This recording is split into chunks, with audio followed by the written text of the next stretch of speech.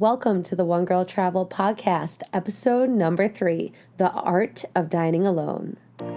Welcome to the One Girl Travel Podcast, your passport to the world of solo travel, with certified life and travel coach, Alessia Tenebruso. Join Alessia as she shares her own journey of self-discovery through solo travel, while also focusing on topics such as life coaching insights and travel tips along the way. Now, here's your host, Alessia Tenebruso. Welcome, travelers. Today we're going to talk all about the art of dining alone. When I first began solo traveling, getting comfortable dining alone was one of my biggest hurdles. I was never comfortable going anywhere alone, let alone eating alone. I wouldn't even go to a fast food restaurant and go inside to place my order. That's how uncomfortable I was. But it was something I had to force myself to do if I wanted to get the full solo travel experience. And I want to share with you today 5 tips to get you comfortable with dining alone because trust me, I've been there. I know what it's like to sit at a table and be totally uncomfortable and a little miserable from the experience. And I'm telling you, over time, it will get better. The more you do this, the easier it will get. And hopefully these 5 tips will ease you through the process and just remind you of why you're doing this and that it does get better. So first, I want to remind you to limit your distractions. A lot of people will tell you, oh yeah, bring a book if you don't feel comfortable, but no, don't bring a book and don't be on your phone. It's going to take away from the experience because you're actually avoiding your feelings when you're distracted by a book or your phone. And I really want you to, especially for your first time dining alone, or if you're still feeling uncomfortable dining alone, to use it as an exercise and to just sit in the discomfort and just be present to the experience. And really just pay attention to your surroundings. Take a few minutes and look around the room at the other people around you. Take note of your server's name. Take your time when ordering. Pay attention to the details of your meal, like the textures, the colors, scents, flavors, and the temperature. Eat slowly. That's a big one. Don't rush through the experience. Eat slowly. Sometimes I'll take 2 to 3 hours dining by myself, and it's so fun. It really is an enjoyable experience, and I'm basically taking myself out on a date, so there's no rush. And also, appreciate the decor of the room. That's a big one. You can be so in your head that you just don't take the time to appreciate your surroundings and just appreciate where you are at that moment. My second tip is to control your thoughts.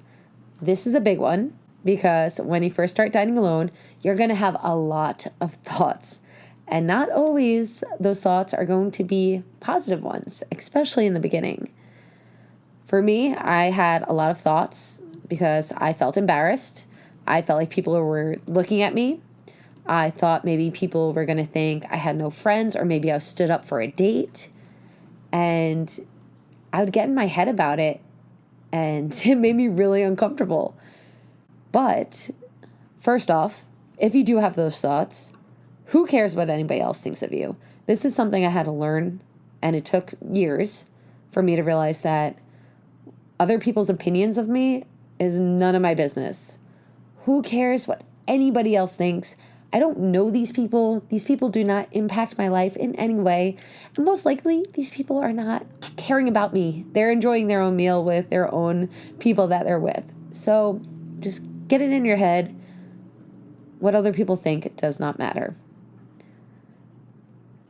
Also, I really want you to remember that most likely, if they are paying attention to you, if you see people looking at you, it's probably because you sparked some curiosity in them or some excitement or even envy that you're confident enough to dine alone. When I dine alone, now I get so many compliments from people. Not like, oh, you're so brave for eating alone. It's more like, wow, like, what are you doing here? Or I love that you're sitting here and you look so confident. I love your outfit. Just a lot of nice things are said to me when I'm dining alone. And people are also interested in why I'm doing it. And they strike up conversation, which is really nice.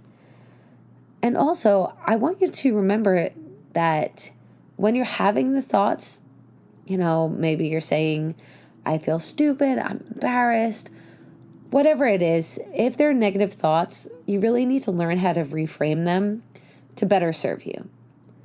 So if you're having the thought, I feel stupid sitting here dining alone, you need to reframe that to something that is going to be more helpful to you. Telling yourself that you're stupid is a terrible thought, first of all, and it's not going to help you feel any more comfortable while you're dining alone. So maybe you can tell yourself, I'm not stupid. This is my first time dining and I'm getting comfortable. I'm doing something new. I'm brave enough to try something, and that's really cool. You don't have to say, oh, I feel super confident, because most likely you're not going to feel super confident the first time. But if you just tell yourself, this is my first time doing it and I'm proud of myself, that's a true statement, and it's going to serve you in a better way than telling yourself that you're stupid. Please don't tell yourself that. And then I also want you to be your biggest supporter. I can't tell you how often, whether it's, dining alone or walking through an airport for the first time, I'm just basically chanting to myself about how great I am. I'll tell myself, I'm strong, I'm brave, I got this, I could do this. You just have to hype yourself up, because nobody else is going to do it for you. You need to support yourself, be your number one cheerleader. So just figure out some things to tell yourself that feel good, that will get you hyped up and make you feel confident.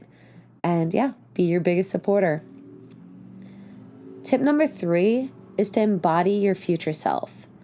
So just like Beyonce has the alter ego of Sasha Fierce, you too can choose to embody an alter ego or your future self.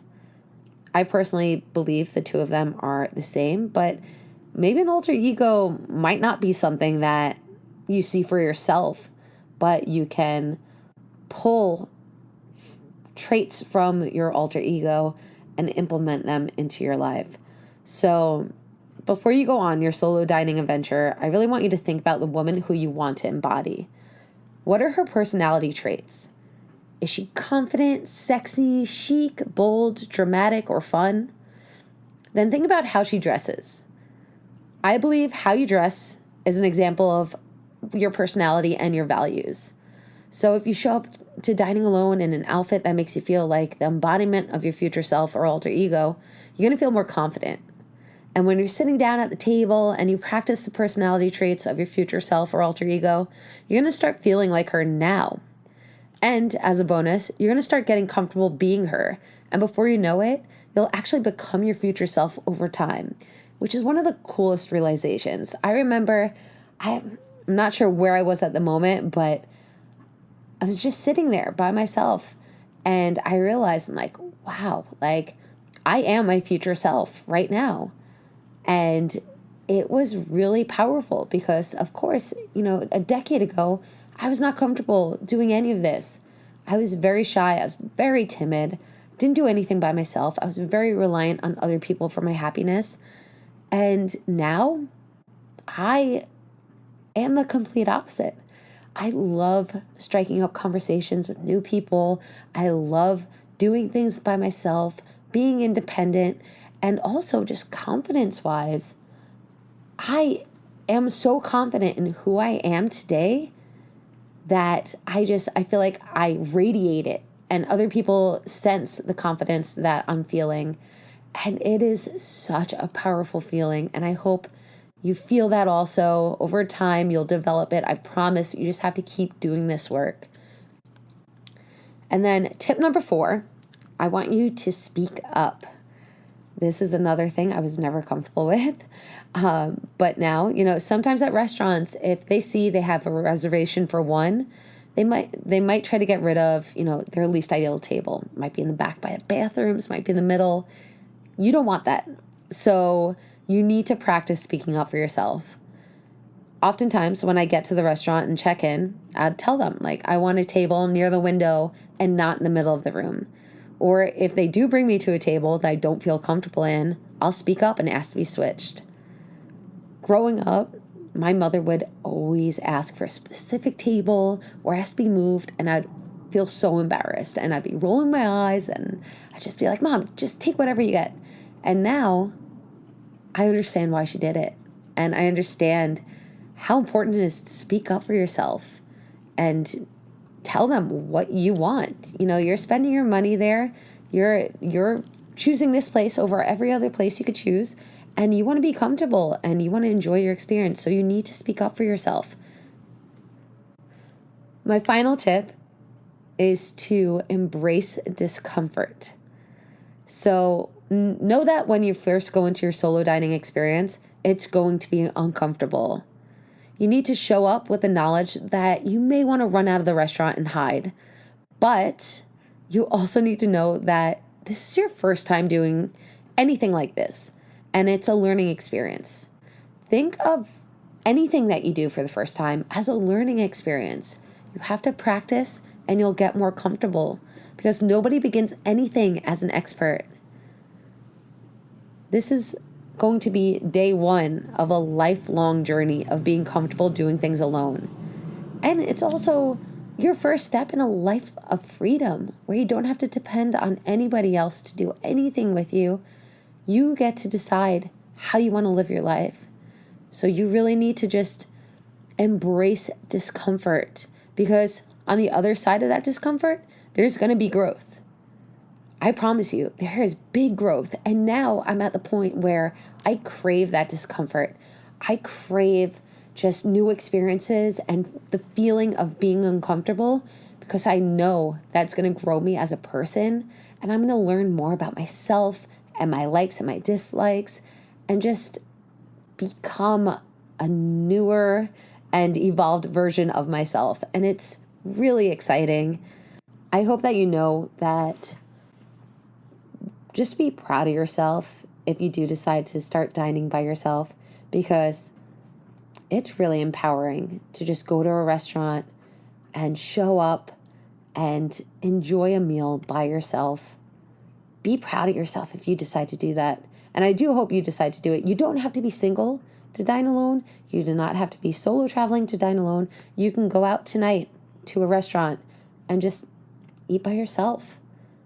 I've had plenty of meals locally where I just wanted to be alone and enjoy my food and just enjoy the quiet and be by myself.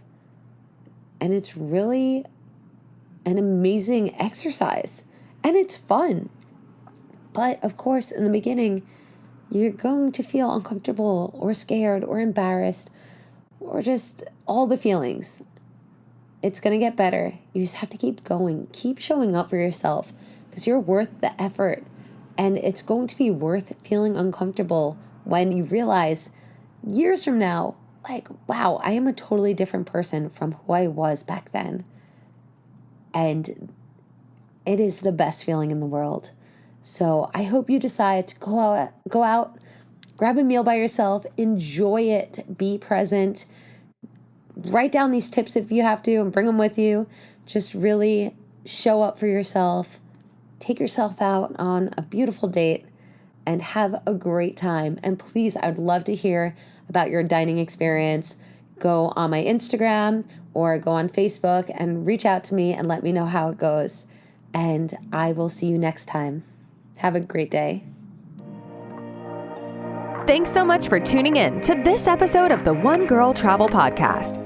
If you're enjoying the show, please feel free to rate, subscribe, and leave a review wherever you listen to your podcasts. You can find out more about your host on our website, onegirltravel.com, or follow her on Instagram, Facebook, Pinterest, and TikTok. Thanks again for tuning in, and we'll catch you in the next episode. Hello, travelers. It's Alessia, and I wanted to remind you that the One Girl Travel Club is opening its doors this month. I want to make sure that you're the first to receive priority access to the club. So be sure to go to onegirltravel.com and get on the pre-boarding list because you'll be the first to know all the information. This club is going to be a travel club like no other, and I am so excited to share it with you. Visit onegirltravel.com, get on the list, and I will see you there.